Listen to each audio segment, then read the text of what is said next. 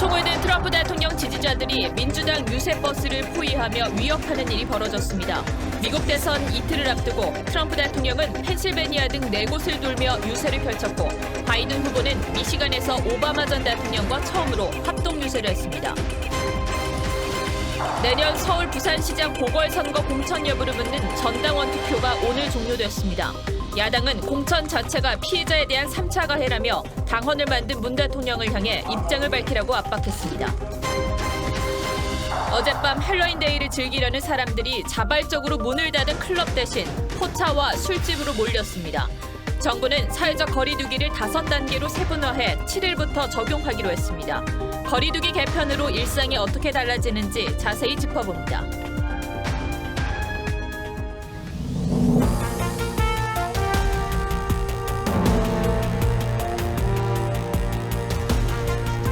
여러분 안녕하십니까? 박정훈입니다.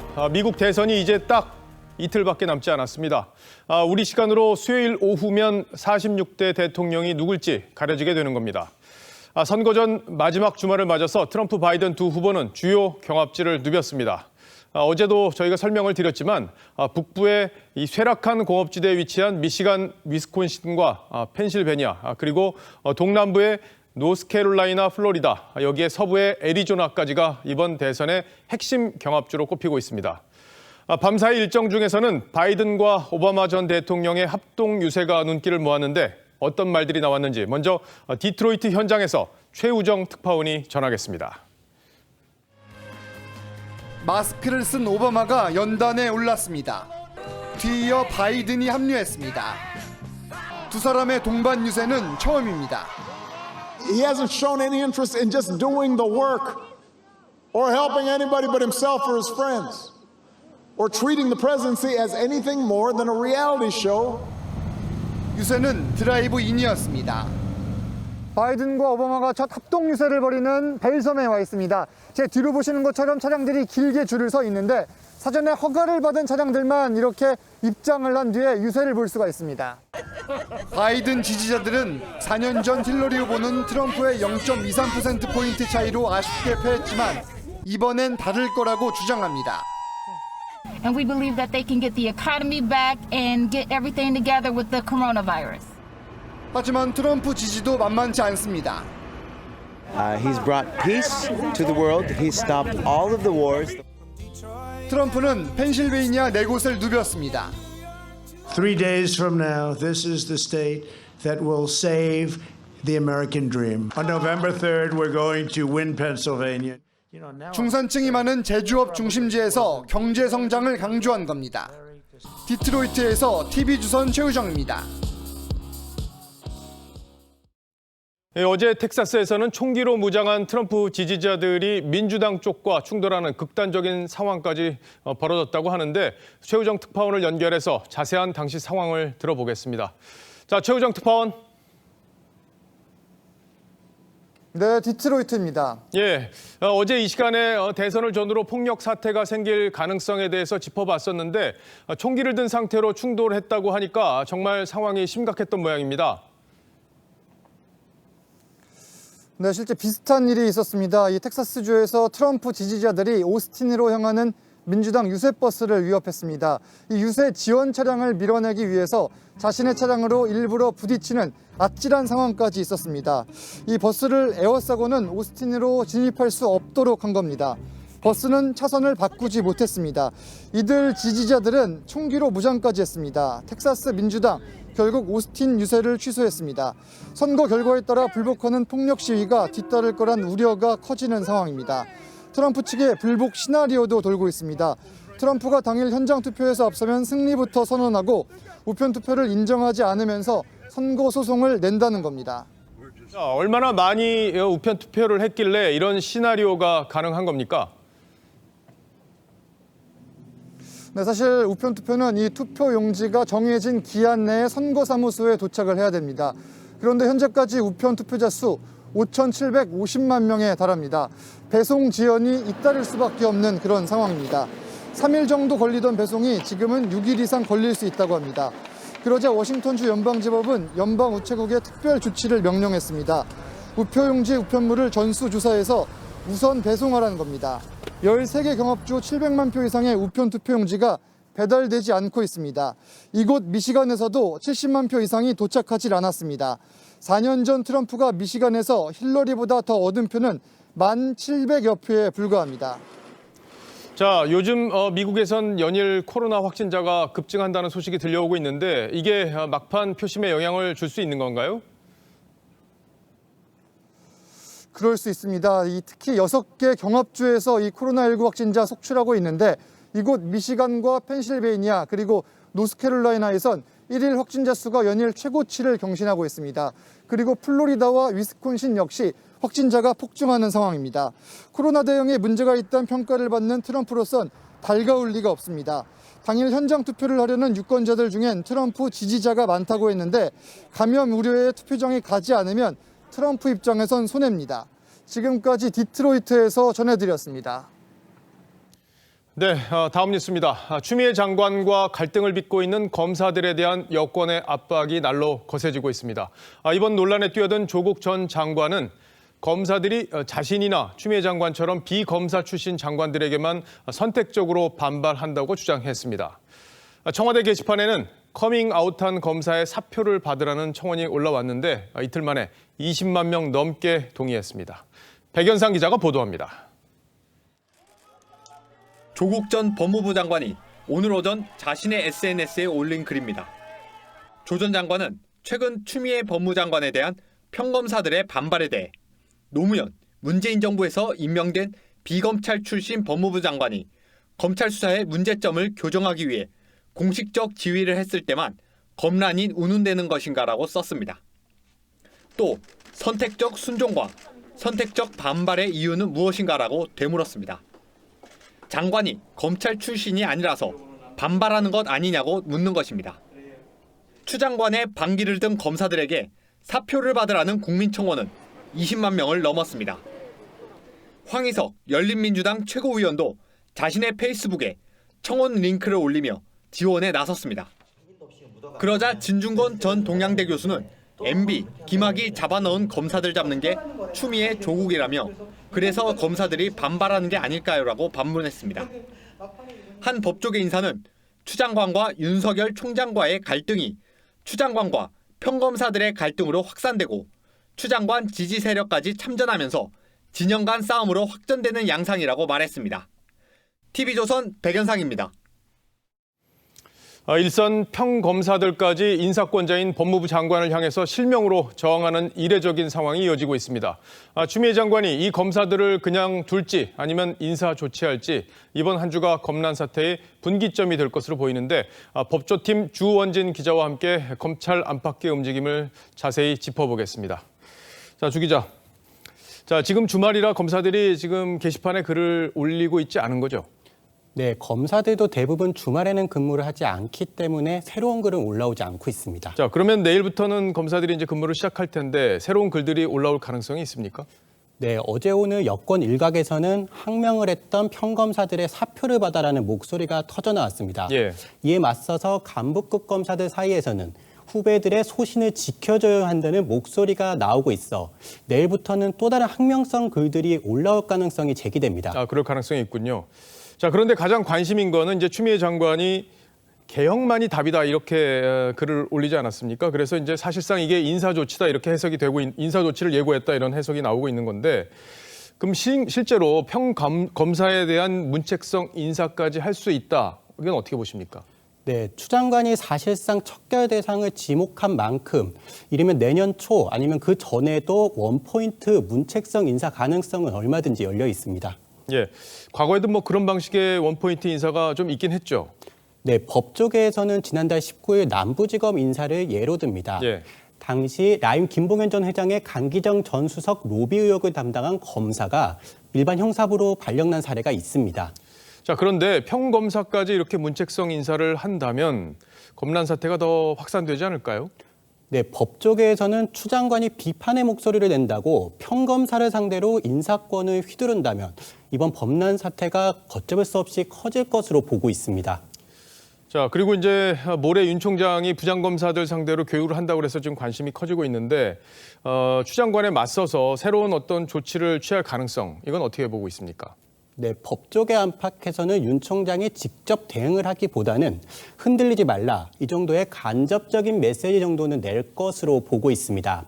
지난 8월 신임검사 임관식 때도 윤 총장은 민주주의의 허울을 쓴 독재를 배격하라 한다고 했고, 사흘 전 대전고검을 찾았을 때도 검찰개혁의 목표는 공정과 평등을 보장하는 것이라고 말해 살아있는 권력에 대한 공정한 수사를 강조한 바 있습니다. 예, 뭐 어떤 식으로든 메시지를 낼 가능성이 있고 이게 검찰 내부에 적지 않은 울림이 있을 수도 있다 이렇게 좀 전망하고 있는 건데, 자 근데 윤 총장에 대한 지금 감찰이 진행되고 있지 않습니까? 그래서 추 장관이 과연 이 해임 건의까지 할지 아니면 적어도 직무를 정지시킬 수도 있다 뭐 이런 얘기들이 지금 법조계에서 나오는 것 같은데 이건 어떻습니까? 네, 법무부는 아직 감찰을 진행 중인 사항이라서 그런 조치까지 검토하는 단계는 아니다는 입장입니다. 하지만 감찰 결과에 따라서는 추 장관이 그런 강한 추가 조치를 취할 가능성도 제기됩니다. 예, 감찰 결과가 나와 봐야겠군요. 어쨌든 뭐 추 장관과 윤 총장 모두 대통령이 임명한 사람들인데 이렇게 이제 심각하게 다투고 있는데 대통령이 조정을 하지 않는다. 이 부분에 대해서도 말들이 많은 것 같습니다. 자, 조원진 기자 잘 들었습니다.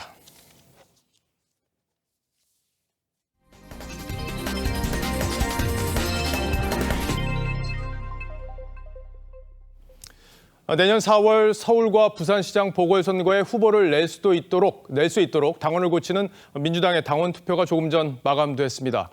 사실 이번 일은 민주당으로선 대국민 약속을 깨는 것이어서 당당하지 못한 일이지만 이낙연 대표는 투표를 독려하는 글을 올렸고 박범계 의원은 투표 인증샷까지 띄우면서 당원 개정을 당연시했습니다. 오늘 하루 여당에서 벌어졌던 일들을 최원희 기자가 정리했습니다. 이틀간 진행된 민주당의 당원 투표. 이낙연 대표의 투표 동력글에 이어 박범계 의원의 투표 완료 인증샷. 여기다 아예 찬성을 누른 화면을 띄우며 찬성을 유도하는 당원들까지 등장했습니다. 한 당원은 뭘 두려워하냐, 반드시 후보를 내야 한다고 했고, 다른 당원은 후보 공천을 통해 시민의 심판을 받는 것이 옳은 일이라고 썼습니다. 누구 좋으라고 기권을 하냐, 우리가 승리해야 한다. 국민의힘에 서울과 부산시장을 뺏기면 안 된다는 글도 올라왔습니다. 민주당은 내일 최고위원회의에서 투표 결과를 발표할 예정인데 투표 자체가 요식행위라는 지적이 나옵니다. 여당의 한 중진 의원도 상황이 바뀌니까 당헌을 바꾸는 것은 입이 10개라도 할 말이 없는 것이라고 했습니다. 민주당은 당 안팎의 비판 여론을 의식한 듯 오후쯤 소속 시장의 잘못으로 서울 부산시장 재보선을 초래한 것에 대해 사과한다는 논평을 냈습니다. 하지만 곧바로 헌정사상 최초로 탄핵을 야기하고도 조기 대선에서 뻔뻔하게 후보를 낸 적이 있다며 국민의힘에 화살을 돌렸습니다. TV조선 최원입니다. 이렇게 공천 수순을 밟고 있는 여당을 향해 야당은 진영 논리의 양심까지 마비됐다고 강하게 비판했습니다. 5년 전 당 대표로 문재인 당원을 만들었던 문재인 대통령이 이 문제에 대해서 입장을 밝히라고도 요구했습니다. 정의당도 민주당이 상환기일을 앞두고 어음을 부도냈다고 가세했습니다. 야당들 반응은 이채림 기자가 정리했습니다. 국민의힘과 국민의당 여성가족위원들은 오늘 합동 기자회견을 열고 민주당이 사과와 반성 없이 피해 여성들에게 다시 한번 가해를 하고 있다고 지적했습니다. 박 전 시장 사건의 피해자는 계속 주거지를 옮겨 다니면서 정상적인 생활을 하지 못하고 있음에도 특히 박원순 오거돈 전 시장의 성추행 사건 수사에 진전이 보이지 않는다며 문제를 제기했습니다. 실제 경찰은 7월부터 서울시 관계자들을 대상으로 박원순 전 시장 측근들의 성추행 방조 의혹을 조사하고 있지만 아직까지 입건된 사람은 없고 오거돈 전 시장의 경우 지난 8월 검찰로 송치된 뒤 석 달째 수사 중입니다. 국민의힘 김종인 비대위원장은 무공천 당헌이 문 대통령 제안으로 만들어진 걸 지적하면서 문 대통령의 침묵은 2차 가해, 공천은 3차 가해라고 했습니다. 문재인 조항, 문재인 당헌을 뒤집으려고 하고 있습니다. 문 대통령도 당헌 당규 개혁에 동의하는지 국민 앞에 분명하게 입장을 밝혀야 할 것입니다. 주호영 원내대표는 이낙연 민주당 대표를 향해 공당의 대표로서 피해자들에게 사과한 적이 있냐고 따졌습니다. 정의당도 약속어음을 발행하고는 상환기일이 돌아오자 보도를 냈다고 가세했습니다. 야권에선 과거 문 대통령이 재보궐에 드는 혈세를 문제 삼았던 만큼 이번 보궐선거에 드는 800억 원을 민주당이 부담해야 한다는 주장도 나오고 있습니다. TV조선 이채리입니다. 청와대가 오늘 12개 부처 차관급 인사를 발표했습니다. 손혜원 전 의원의 압력에 맞서다 지방으로 발령난 것으로 알려졌던 박물관맨이 2년 만에 차관으로 승진했는데 눈에 띄는 인사 내용을 김복원 기자가 설명해드리겠습니다. 문재인 대통령은 국토부 1차관에 윤성원 전 청와대 국토교통비서관, 청와대 일자리 수석에 임서정 고용노동부 차관, 국립중앙박물관장에 민병찬 국립경주박물관장을 발탁하는 등 차관급 12명을 교체했습니다. 국정 철학에 대한 이해와 업무 능력을 갖춘 인재를 일선 부처에 전진 배치함으로써 민병찬 신임 관장은 지난 2018년 중앙박물관의 2인자인 학예연구실장을 맡다가 갑자기 경주박물관장으로 자리를 옮겼습니다. 손혜원 당시 민주당 의원이 국립중앙박물관에 나전 7기 미술품 구입을 종용했고 이에 반발하다 밀려난 거란 보도가 나왔는데 당시 박물관의 부인에도 뒷말이 무성했던 인물입니다. 윤성원 신임 국토부 차관은 이번 정부 임기 시작부터 3년 동안 청와대에서 근무하며 고강도 부동산 정책에 깊이 관여했습니다. 인적 쇄신은 꾀하되 부동산 정책 기조 변화는 없다는 메시지로 풀이됩니다. 윤 내정자는 박진규 산업부 차관 내정자와 청와대 재직 시절 2주택 참모로 분류됐었습니다. 윤 내정자는 세종시 주택을 처분했고 박 내정자는 매도 계약을 맺고 연말에 소유권을 넘겨줄 예정입니다. 청와대 핵심 관계자는 내정자 중 일부가 2주택자지만 처분 의사를 확인하고 인사가 이루어졌다고 했습니다. 청와대는 후반기 안정적인 국정 운영을 도모하기 위한 인사라고 평가했지만 전직 청와대 참모를 부처 차관으로 재기용하면서 또 회전문, 돌려막기 인사라는 비판도 나옵니다. TV조선 김복원입니다. 네, 어젯밤 우려했던 대로 유흥가에는 분장을 하고 파티를 즐기는 헬로윈족들을 이렇게 북적였습니다. 클럽이 문을 닫으니 주점이나 포차로 사람들이 몰렸는데요. 방역 수칙을 어긴 업소들도 여러 적발됐습니다. 노돌 기자가 취재했습니다. 거리엔 분장을 한 젊은이들로 넘쳐납니다.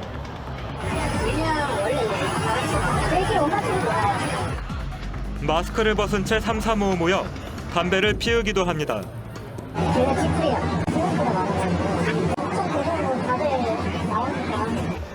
방역 우려로 영업을 중단한 대형 클럽역 감성주점엔 긴 대기줄까지 생겨났습니다. 방역 지침상 서로 1m 이상 간격을 유지하도록 돼 있지만 함께 모여 음악을 듣거나 마스크를 벗은 모습도 곳곳에서 포착됐습니다. 방역 당국과 지자체의 합동 단속을 비웃듯 단속을 알리는 안내 방송까지 나옵니다.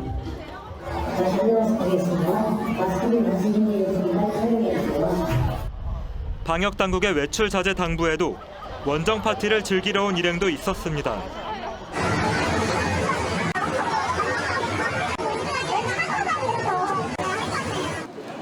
서울 홍대 부근과 이태원 거리도 사정은 마찬가지. 몰려든 인파에 QR코드 체크와 소독 등을 위해 설치한 방역 게이트는 무용지물이 됐고 아예 마스크 없이 돌아다니는 이용객도 곳곳에서 눈에 띄었습니다. 매장 내 인원 제한과 거리두기 수칙을 어겨 적발된 업소도 속출했습니다. 거리두기 하나도 안 돼. 아까 보면 다 붙어있고 껴안고 뭐 난린데 뭐 저기. 방역 당국과 지자체는 방역 수칙을 어긴 업소에 대해 행정처분이나 고발 등을 검토 중입니다. TV조선 노도일입니다. 코로나19 국내 확진자는 124명 늘었습니다. 닷새 연속 100명대를 기록했습니다. 확진자 수가 오르락내리락을 반복하면서 끝날 기미가 보이질 않자 방역당국은 위드 코로나 시대의 흐름에 맞춰 거리두기 체계를 촘촘하게 정비했습니다. 먼저 정은혜 기자의 거리두기 개편안 설명을 듣고 세부적인 내용은 따져보니에서 살펴보겠습니다. 3단계로 운영되던 사회적 거리두기가 오는 7일부터 5단계로 개편됩니다. 지속 가능한 방역 체계를 안착시켜 정밀 방역을 하겠다는 게 핵심입니다. 먼저 1단계는 생활 방역, 1.5와 2단계는 지역 유행 단계, 이후는 전국 유행 단계로 구분됩니다. 1일 확진자 수 외에 의료 체계 역량과 관련된 지표도 격상 기준에 포함됐습니다. 주간 평균 1일 환자 수를 핵심 지표로 하되 60대 이상 환자 비율, 집단 감염 양상 등 다양한 지표를 참고하여 단계 조정 여부를 판단할 것입니다. 기존의 고, 중, 저위험 시설 3개로 나눠 관리하던 것도 중점 관리 시설과 일반 관리 시설로 새로 분류됐습니다. 서민 생계에 피해를 주는 시설의 운영 중단은 최소화하고 위험도가 높은 시설은 방역을 강화하는 식으로 바뀐 겁니다. 마스크 착용도 기존에는 고위험 시설에서만 의무화했지만 앞으로는 모든 시설로 확대됩니다. TV조선 정은혜입니다. 자, 그럼 세분화된 거리 두기 지침 단계에 따라 어떻게 달라지는 건지 사회정책부 황병준 기자와 따져보겠습니다. 자, 황 기자, 지금까지는 1단계, 2단계, 그리고 2.5단계, 3단계까지 이렇게 나뉘어져 있었고 시민들에게는 각 단계의 조치들이 각인돼 있는 상태입니다. 이것들이 완전히 다 바뀐다고 봐야 합니까? 네, 현행 1, 2, 3단계에서 1.5, 2.5단계가 그냥 추가된 게 아니라 단계를 더 잘게 쪼개고 각 단계마다의 기준도 세분화했습니다. 예. 여러 기준을 다 충족해야 다음 단계로 넘어가는 만큼 사실상 완화됐다고 볼 수 있겠습니다. 그렇군요. 그럼 카페나 유흥주점 이런 시설에 대한 분류 기준도 달라졌습니까? 네, 단순화됐습니다. 고, 중, 저 3개로 나누던 걸 중점과 일반 이렇게 2개로 줄인 건데요. 예. 기존 12종 고위험 시설에서 대형 학원과 실내 체육시설, 물류센터, 뷔페 등 4종이 빠지고 중위험 시설이었던 식당, 카페가 추가되면서 총 9종이 중점관리시설에 해당됩니다. 예. 일반관리시설엔 기존 중위험 시설에 없던 PC방, 마트, 백화점 등이 추가돼 모두 14종이 포함됐습니다. 단계도 많고 또 분류도 많아서 너무 복잡한데 하나하나씩 설명이 좀 필요해 보입니다. 방역당국이 항상 우려하는 이 유흥시설이나 노래방 같은 경우는 뭐가 달라집니까? 네, 1단계에선 인원 제한, 이용룸 즉시 소독 등 비교적 간단한 조치만 적용되지만 단계가 올라갈수록 춤 금지, 음식 섭취 금지 등 조치가 강화되거나 추가됩니다. 2단계로 넘어가면 유흥시설의 경우 집합 금지가 적용되는데 노래 연습장은 21시까지는 운영을 가능하도록 해서 기존 2단계 때 고위험 시설은 전부 문을 닫았던 것과 차이가 있습니다.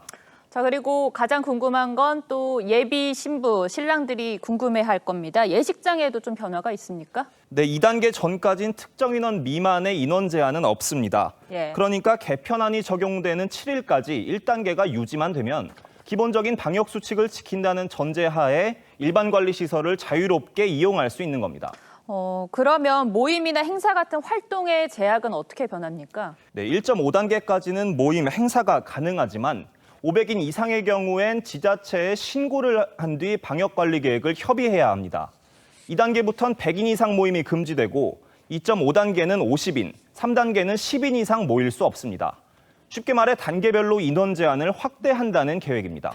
이번에 바뀐 조치들을 보면 자율은 주되 책임은 좀 강화하는 조치로 바뀐 것 같습니다. 만약에 위반하게 되면 어떻게 되는 겁니까? 먼저 시설 운영자와 이용자가 마스크를 쓰지 않는 등 방역 수칙을 위반하면 과태료가 부과됩니다. 감염병 예방법이 개정되면서 12월 30일부터는 방역 수칙을 위반한 경우 지방자치단체장이 3개월 이내 시설 운영 중단을 명령할 수 있도록 했죠. 또 정부는 방역 수칙 위반 행위로 인해 감염이 확산되면 구상권 청구도 더 활성화한다는 방침입니다. 네, 세분화도 참 좋긴 한데 시민들이 이걸 숙지하는 데는 좀 시간이 필요해 보일 것 같네요. 네, 황 기자 잘 들었습니다.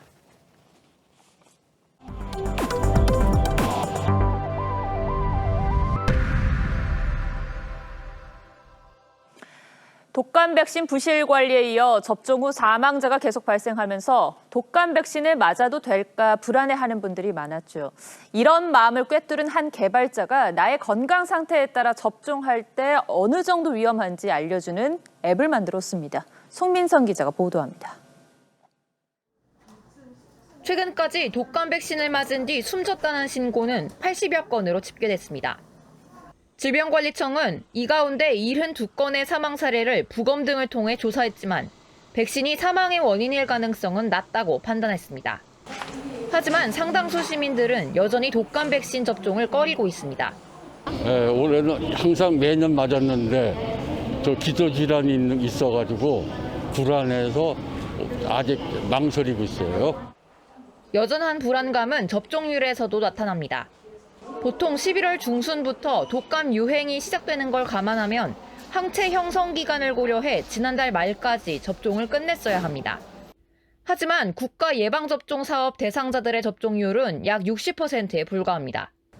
독감 백신에 대한 불안감은 접종할 경우 위험도를 예측해주는 앱까지 등장하게 만들었습니다.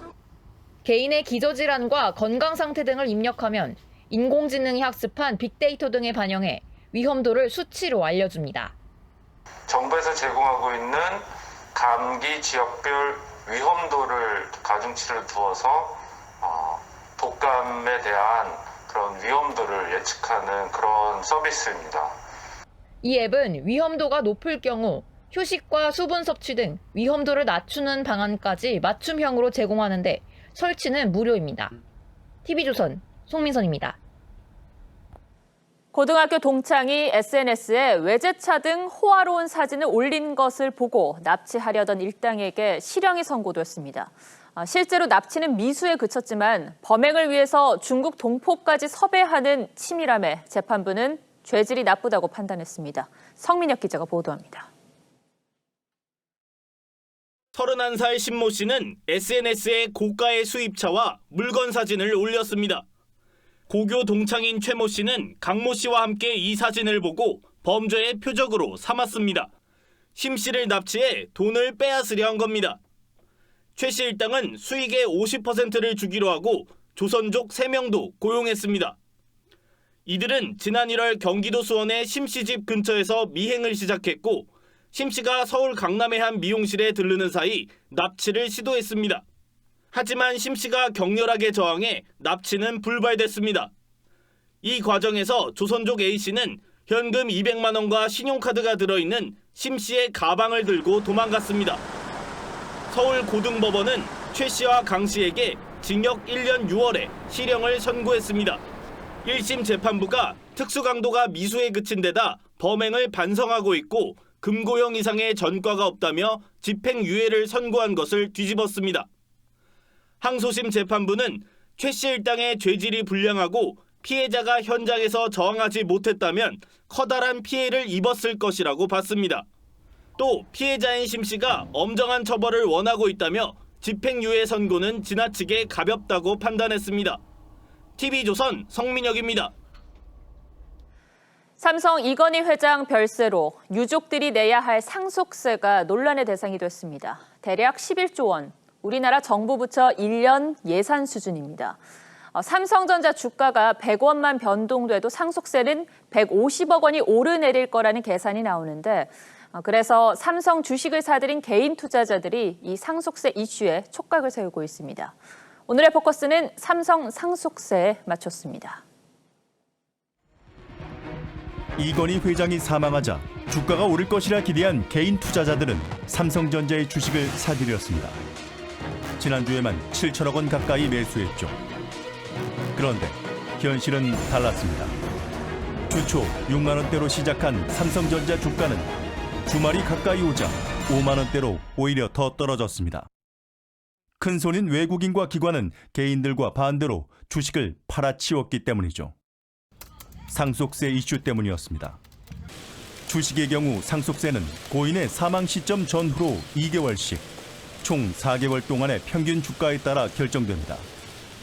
이 회장이 남긴 삼성 계열사 주식은 17조 8천억 원으로 유족들이 내야 하는 상속세는 11조 원. 이 회장의 삼성전자 주식은 전체 4.18% 수준인 총 2억 5천여만 주인데 단순 계산하면 삼성전자 주가가 100원 하락하면 상속세 150억 원을 덜 내도 되는 겁니다. 유족 입장에선 삼성전자 주가가 떨어지면 수백억 원의 증여세를 내지 않아도 되는 거죠. 1% 주가 변동에 따라서 상속세가 1,000억대 단위로 달라지는 거거든요. 삼성 측에서야 당연히 주가가 좀 내려가기를 바라겠죠. 실제로 지난 금요일 삼성전자의 주식은 한 주당 56,600원으로 마감했습니다. 이날 삼성전자 고가는 58,000원. 하루 동안 주가는 고작 1,400원 차이 났지만 이 회장 유족들의 상속세로 계산하자면 하루 동안 2천여 원이 오르내린 셈입니다. 기대와 다른 하락세에 개인 투자자들의 원성은 커지고 있습니다. 한 포털 증권 게시판에는 삼성이 통제 가능한 기관들과 외국계 투자사들을 동원해 주가 찍어 누르고 있는 것 아니냐는 의혹이 제기될 정도죠. 사실 기업 입장에서 자사의 주식이 떨어진다는 것은 기업 가치가 하락된다는 의미여서 환영할 순 없는 상황. 상속세 이슈에 발목 잡힌 삼성전자 주식의 앞날은 어떻게 될까요? 뉴스 7 포커스였습니다.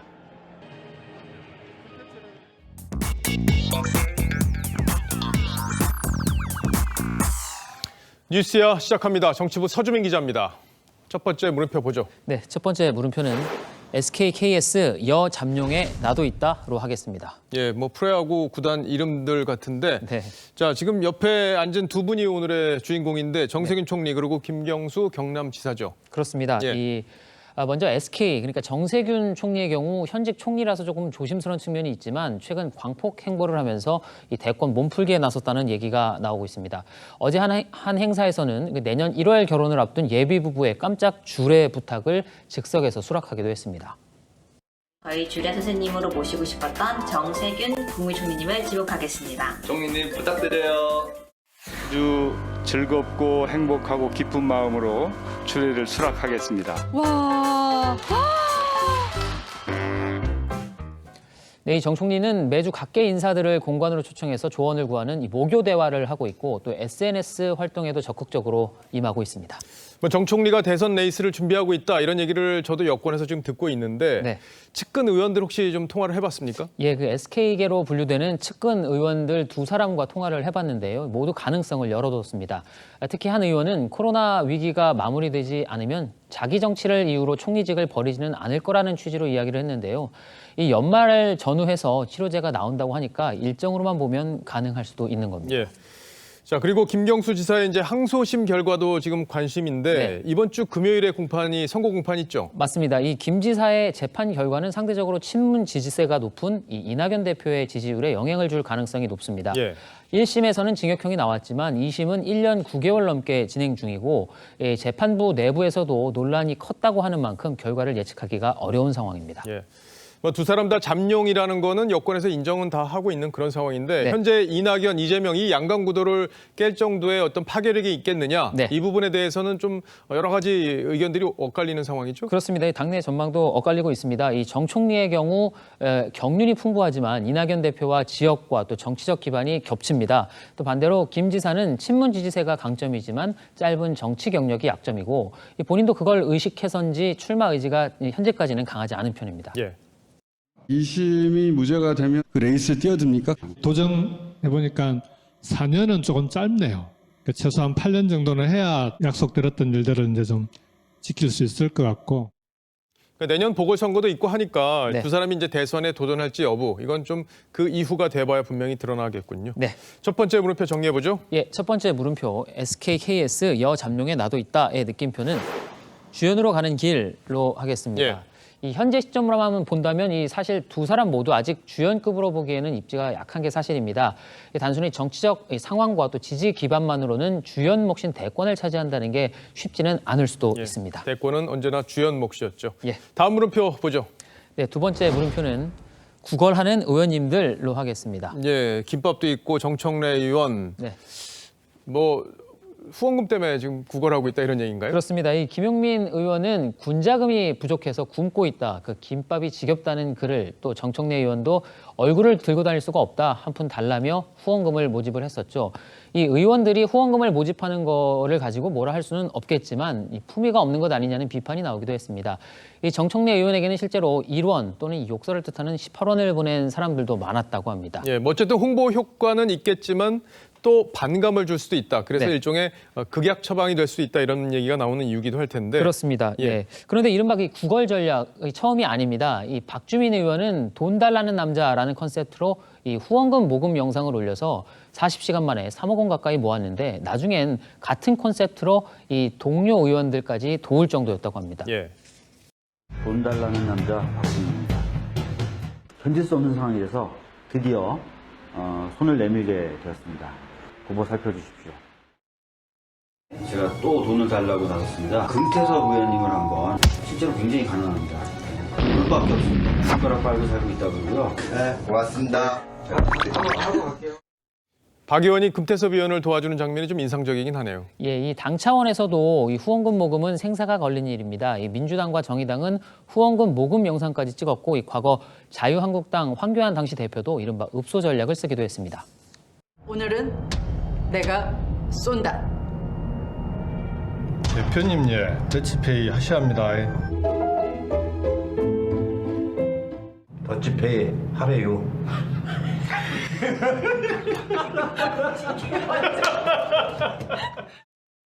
정의당이 하드캐리 후원여망 좋은 것만 주고 싶은 엄마의 마음. 그래, 그런 엄마들을 생각해서 만든 정의당 후원 광고야. 지금 후원해. 당의 사정을 보니까 돈이 없어요. 뭐 이런 사업을 해보자 그러면 사무총장이 돈이 없는데요. 영상들이 좀 재밌는데 네. 뭐 정치만 잘하면 국민들이 후원금 내는 거 뭐 아깝겠습니까? 그렇습니다. 예. 자, 두 번째 물음표 정리해 보죠. 네, 두 번째 물음표 구걸하는 의원님들의 느낌표는 높은 이자로 갚으세요로 하겠습니다. 예. 이 뭐 은행에서는 이자가 돈값이지만 정치 후원금의 이자는 좋은 정치겠죠. 이 고리대금 빌렸다 생각하시고 이자 높게 쳐서 갚아주시기 바랍니다. 예. 잘 들었습니다. 지금까지 서주민 기자였습니다. 국내 최대 규모인 경남 마산 국화축제가 비대면으로 열렸습니다. 국화꽃을 트랙에 둘러 전시해서 차량을 타고 즐길 수 있게 축제가 변모했습니다. 이성진 기자입니다. 넓은 공터가 형형색색의 국화로 물들었습니다. 창원 국화축제 현장입니다. 자동차 경주장처럼 구불구불한 도로를 따라 국화 조형물이 줄지어 들어섰습니다. 오가는 사람은 없고 자동차만 줄줄이 지나갑니다. 올해 축제에는 코로나19 확산을 막기 위해 드라이브 스루를 도입했습니다.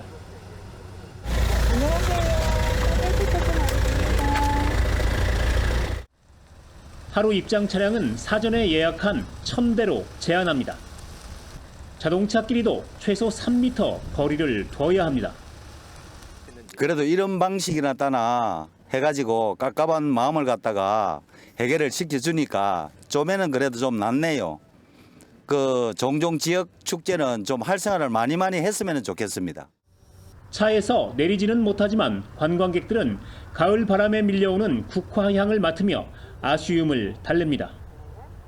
너무 이렇게 아름답게 잘 꾸며놔가지고 정말 감동적입니다. 이런 아름다움을 걸어서 좀 봤으면 좋겠는데. 지자체는 올해 드라이브 스루 축제를 위해 축제 장소도 옮겼습니다. 지역의 특산물도 드라이브 스루로만 판매합니다. 코로나19 여파가 가을꽃 나들이 풍속도마저 바꿔놓고 있습니다.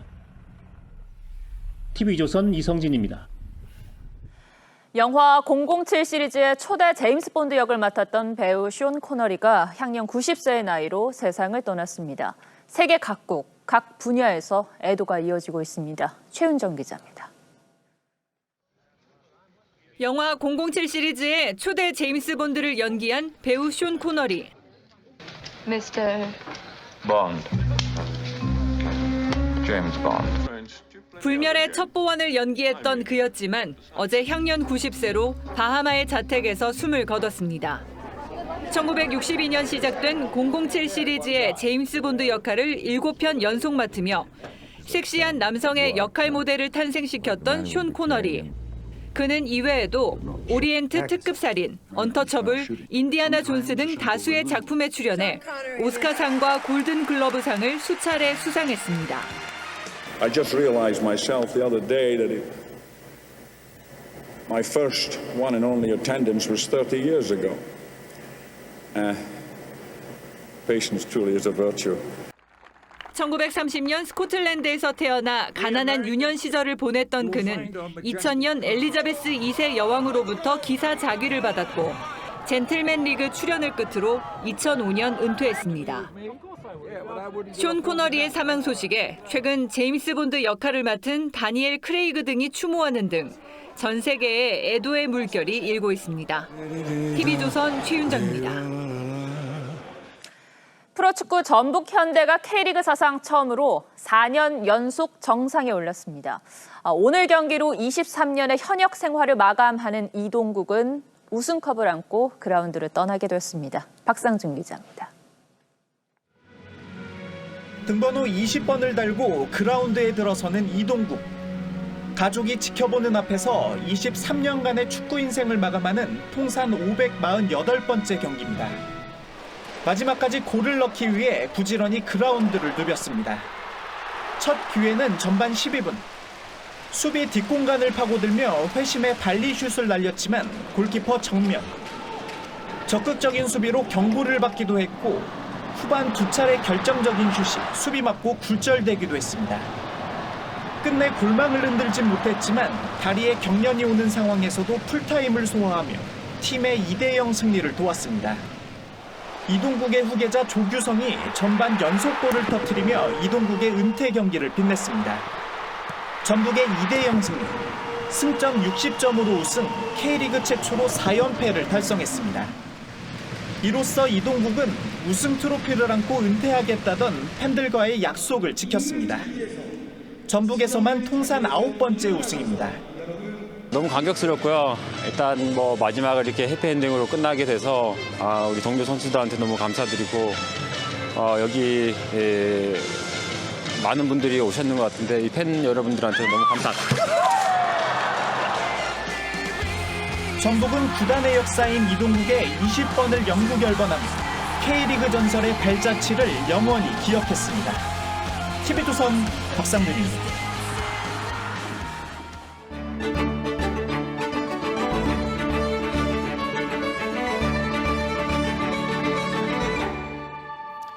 도리도리 까꿍. 어린아이를 어를 때 쓰는 이 말의 유래엔 몇 가지 설이 있습니다. 그중 예부터 전해오는 전통적 육아법 단동 10분에서 왔다는 게 유력하죠. 도리도리는 인간으로서 마땅히 해야 할 일이라는 의미의 도리를 2번 강조한 것이고 까꿍은 몸으로 깨달으라는 각궁의 된소리 발음이라는 겁니다. 즉 살아가는 동안 좌우를 살피면서 자신을 깨닫고 도리를 익히라는 선조들의 깊은 뜻이 담겨 있다는 겁니다. 이처럼 도리는 500년 시공을 뛰어넘어 우리 사회가 공유하는 상식의 뿌리가 되고 있습니다. 민주당이 내년 4월 보궐선거에 후보를 내기로 사실상 결정했습니다. 두 전직 시장이 성추행으로 낙마한 만큼 당원에 따라 후보를 내지 않아야 하지만 이낙연 대표는 아랑곳하지 않았습니다. 서울시장, 부산시장을 포기할 수 없다고 과거에 비현실적인 공약으로 민심을 현혹해서 죄송하다고 사과하는 게 먼저였을 겁니다. 그런데 이 대표는 그걸 공당의 도리로 포장했습니다. 오히려 후보 공천을 통해 시민의 심판을 받는 것이 책임 있는 공당의 도리라는 판단에 이르게 됐습니다. 이 말을 뒤집어 보면 중대한 잘못으로 낙마한 지역에 재보선엔 후보를 내지 않는다는 당의 헌법, 그러니까 당원이 도리에 맞지 않는다는 말이 됩니다. 사실 이 대표는 도리란 말을 유독 즐겨 써왔습니다. 당선되자마자 딴짓을 한다는 건 유권자들에 대한 도리가 아닙니다. 국가를 위한 공헌에 보답하는 것은 정부와 국민의 당연한 도리입니다. 화가 나는 경우도 있고 그렇습니다. 참아내서야 책임 있는 분들로서 도리를 다하는 것이다. 모두 맞는 말들입니다. 하지만 유불리에 따라 말을 뒤집은 것까지 도리로 포장한다면 이 대표가 써온 도리라는 말들마저 지저분해지지 않을까요? 문재인 대통령 역시 이번 일의 책임에서 자유롭지 않습니다. 그랬으면 새누리당이 책임져야 하는 거 아닙니까? 어떻게 책임집니까? 후보 내지 말아야죠. 무책임하게. 또다시 후보 내놓고 또 표 찍어달라고 합니다. 하지만 문 대통령은 이번에도 침묵하고 있습니다. 이번 일로 다시 한번 상처받은 건 성추행 피해 여성들일 겁니다. 박원순 전 시장에게 피해를 당한 여성은 그제 이낙연 대표에게 무엇에 대해 사과한다는 거냐 이러면서 우리 사회는 공당에게 어떤 기대를 하고 있다고 생각하느냐고 물었습니다. 이낙연 대표는 초선 때인 2003년 자신의 국회 발언을 모아서 책을 낸 적이 있습니다. 부제는 지름길을 모르거든 큰 길로 가라 였는데 많은 논평 중에서 이 말이 가장 마음에 들었던 모양입니다. 그래서 저도 이 대표에게 질문을 던지고 싶습니다. 이낙연의 도리는 무엇입니까? 오늘 앵커하고는 한마디였습니다.